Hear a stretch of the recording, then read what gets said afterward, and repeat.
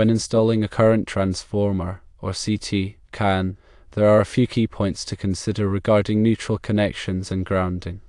It is recommended to connect the neutral lug to the CAN, even if the connection on the rack is insulated. This is because the CAN serves as a common neutral point for all the circuits connected to it. Regarding grounding and bonding, you can bring grounding electrodes to the disconnect and use the bonding screw there. The bonding screw should be connected to the grounding electrode conductor, or GEC, and the neutral busbar in the disconnect. Here is a general wiring schematic for your setup. Power panel connects to a disconnect with a bonding screw. This then connects to a 4-inch polyvinyl chloride, or PVC, nipple to the CT CAN, which further connects to a 2-inch PVC to disconnects and finally to the loads. Grounding electrodes are connected to the disconnect. The neutral lug is connected to the CAN.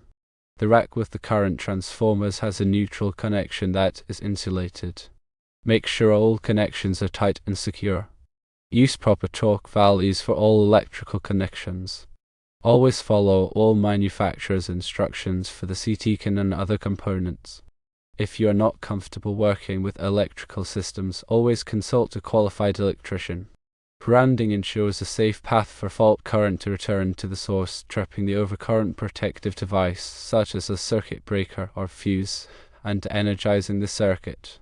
Bonding connects non-current carrying metal parts together to create an electrically conductive path, ensuring that all metal parts are at the same electrical potential. This minimizes the risk of electric shock. The grounding electrode conductor connects the grounding system to the earth, providing a reference point for the electrical system's voltage. The size of the grounding electrode conductor is determined by the size of the service entrance conductors, as specified in the National Electrical Code, or NEC. The bonding jumper connects the neutral conductor to the equipment grounding conductor at the service entrance. This connection ensures that fault current has a low impedance path back to the source. The size of the bonding jumper is determined by the size of the service entrance conductors, as specified in the NEC. Ground rods are commonly used as grounding electrodes. They should be at least 8 feet long and driven into the ground until at least 8 feet of the rod is in contact with the soil. The NEC specifies the requirements for grounding electrodes in section 250.52. When multiple grounding electrodes are used, they should be bonded together to create a grounding electrode system. This ensures that all grounding electrodes are at the same electrical potential. The NEC specifies the requirements for bonding grounding electrodes together in section 250.64. Ground fault circuit interrupters, or GFCIs, are devices that protect against electrical shock by detecting ground faults. A ground fault occurs when current flows through an unintended path to ground, such as through a person's body. GFCIs are required in many locations, such as bathrooms, kitchens, and outdoor areas, as specified in the NEC. Arc fault circuit interrupters, or FSIs, are devices that protect against fires caused by arcing faults.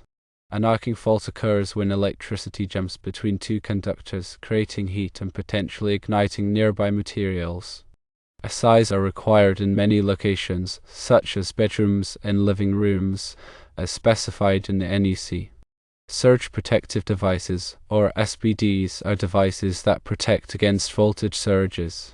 Voltage surges can damage electronic equipment. SPD are recommended for all electrical systems, especially those that power sensitive electronic equipment. The NEC specifies the requirements for SPD in section 285. Electrical panels should be properly labeled to indicate the circuits they serve.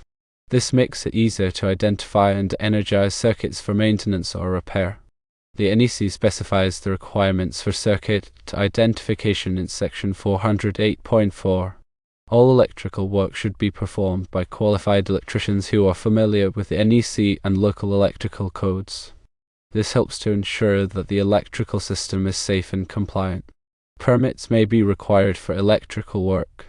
Check with your local building department to determine whether a permit is required. Electrical inspections are typically required after electrical work is completed. An electrical inspector will verify that the electrical work was performed in accordance with the NEC and local electrical codes. Proper grounding and bonding are essential for electrical safety. By following the NEC and local electrical codes, you can help to ensure that your electrical system is safe and compliant. Always to energize circuits before working on them. Use appropriate personal protective equipment, such as safety glasses and gloves, when working on electrical systems. Never work on electrical systems when you are tired or under the influence of drugs or alcohol. If you are not comfortable working on electrical systems, consult a qualified electrician.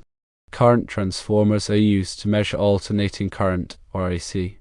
They are typically used in power monitoring and control applications. A current transformer is a type of transformer that produces an alternating current in its secondary which is proportional to the alternating current in its primary. Current transformers are used to measure high currents in a safe and convenient manner. Instead of directly measuring the high current, which would require expensive and bulky equipment, a current transformer steps down the current to a lower, measurable level. The current transformer consists of a core, a primary winding, and a secondary winding. The primary winding is connected in series with the circuit carrying the current to be measured. The secondary winding is connected to a measuring instrument such as an ammeter. The current in the secondary winding is proportional to the current in the primary winding, and the ratio of the currents is determined by the turns ratio of the transformer. Current transformers are available in a variety of sizes and configurations depending on the application. Some current transformers are designed to be installed around existing conductors, while others are designed to be installed in new installations. Current transformers are also available with different accuracy classes, which indicate the accuracy of the current measurement. Current transformers are used in a wide variety of applications, including power monitoring, control systems, and protective relays. They are essential components in many electrical systems. The selection of a current transformer depends on several factors, including the current range to be measured, the accuracy required, and the application.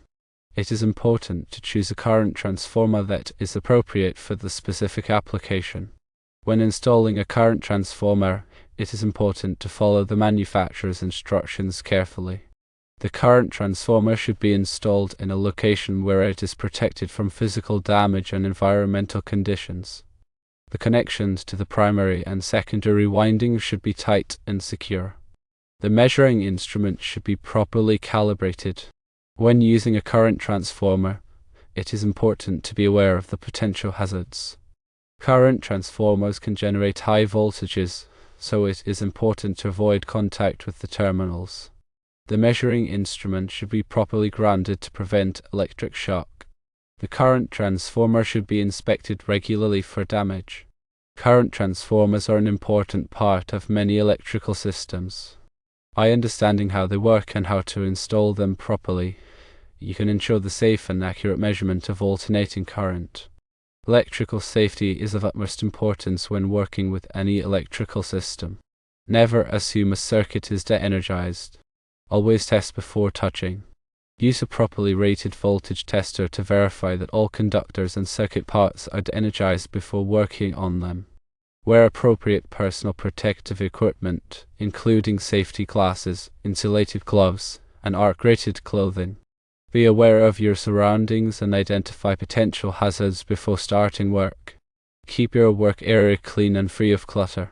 Use only tools that are in good condition and that are properly rated for the voltage and current of the circuit you are working on. Never work alone. Have someone nearby who can assist you in case of an emergency.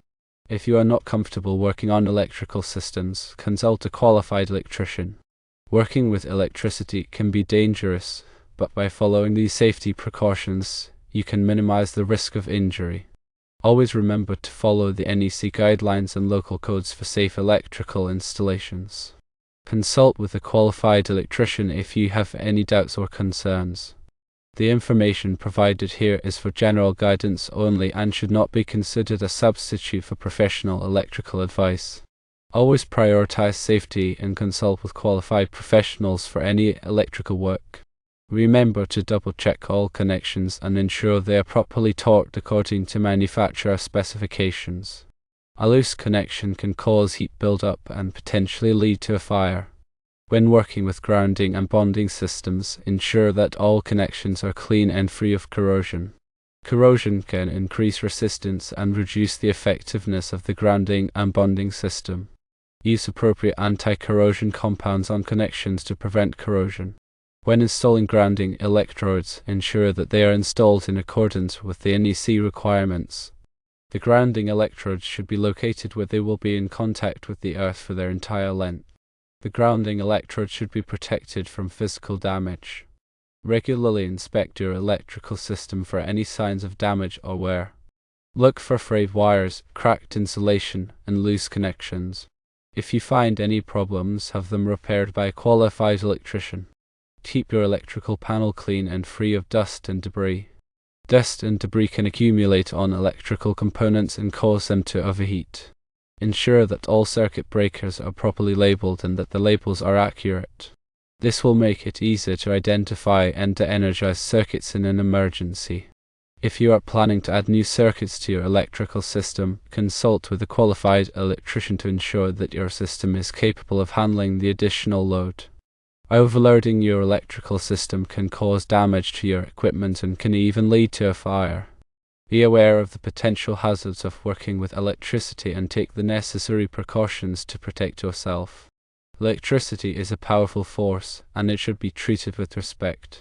By following these safety tips, you can help to ensure that your electrical system is safe and reliable.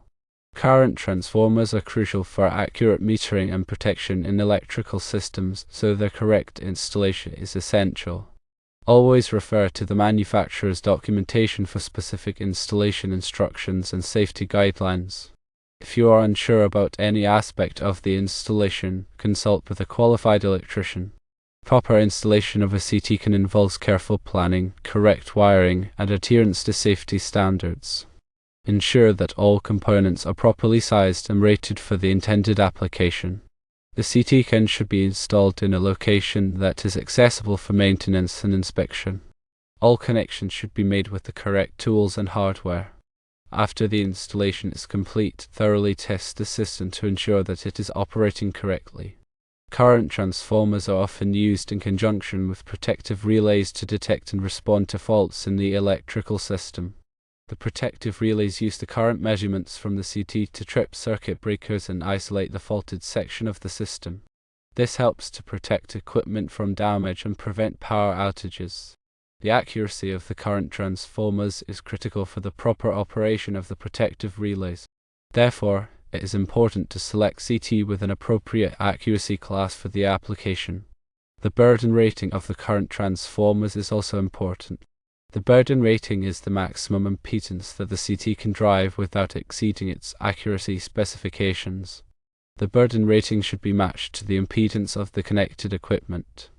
Current transformers are available in a variety of types, including window type CT, split core CT, and bushing type CT. Window type CT are installed around the conductor to be measured. Split core CT can be opened and closed around the conductor without disconnecting it. Bushing type CT are installed over the bushings of transformers and other equipment. The choice of CT type depends on the application and the available space. Current transformers are used in a wide range of industries, including power generation, transmission, distribution, and industrial automation. They are essential components in many electrical systems. By understanding how current transformers work and how to install them properly, you can ensure the safe and accurate measurement of alternating current. Proper grounding and bonding are critical for the safe and reliable operation of electrical systems. Grounding provides a path for fault current to return to the source, tripping the overcurrent protective device and energizing the circuit. Bonding connects non-current carrying metal parts together to create an electrically conductive path, ensuring that all metal parts are at the same electrical potential. This minimizes the risk of electric shock. The grounding electrode conductor connects the grounding system to the earth, providing a reference point for the electrical system's voltage. The size of the grounding electrode conductor is determined by the size of the service entrance conductors, as specified in the NEC. The bonding jumper connects the neutral conductor to the equipment grounding conductor at the service entrance. This connection ensures that fault current has a low impedance path back to the source. The size of the bonding jumper is determined by the size of the service entrance conductors, as specified in the NEC. Ground rods are commonly used as grounding electrodes. They should be at least 8 feet long and driven into the ground until at least 8 feet of the rod is in contact with the soil. The NEC specifies the requirements for grounding electrodes in section 250.52. When multiple grounding electrodes are used, they should be bonded together to create a grounding electrode system. This ensures that all grounding electrodes are at the same electrical potential. The NEC specifies the requirements for bonding grounding electrodes together in section 250.64. Ground fault circuit interrupters, or GFCIs, are devices that protect against electrical shock by detecting ground faults. A ground fault occurs when current flows through an unintended path to ground, such as through a person's body. GFCIs are required in many locations, such as bathrooms, kitchens, and outdoor areas, as specified in the NEC. Arc fault circuit interrupters, or SIs, are devices that protect against fires caused by arcing faults. An arcing fault occurs when electricity jumps between two conductors, creating heat and potentially igniting nearby materials. SIs are required in many locations, such as bedrooms and living rooms, as specified in the NEC. Surge protective devices, or SPDs, are devices that protect against voltage surges. Voltage surges can damage electronic equipment. SPD are recommended for all electrical systems, especially those that power sensitive electronic equipment. The NEC specifies the requirements for SPD in section 285. Electrical panels should be properly labeled to indicate the circuits they serve. This makes it easier to identify and to energize circuits for maintenance or repair. The NEC specifies the requirements for circuit identification in section 408.4. All electrical work should be performed by qualified electricians who are familiar with the NEC and local electrical codes. This helps to ensure that the electrical system is safe and compliant. Permits may be required for electrical work. Check with your local building department to determine whether a permit is required. Electrical inspections are typically required after electrical work is completed. An electrical inspector will verify that the electrical work was performed in accordance with the NEC and local electrical codes. Proper grounding and bonding are essential for electrical safety. By following the NEC and local electrical codes, you can help to ensure that your electrical system is safe and compliant.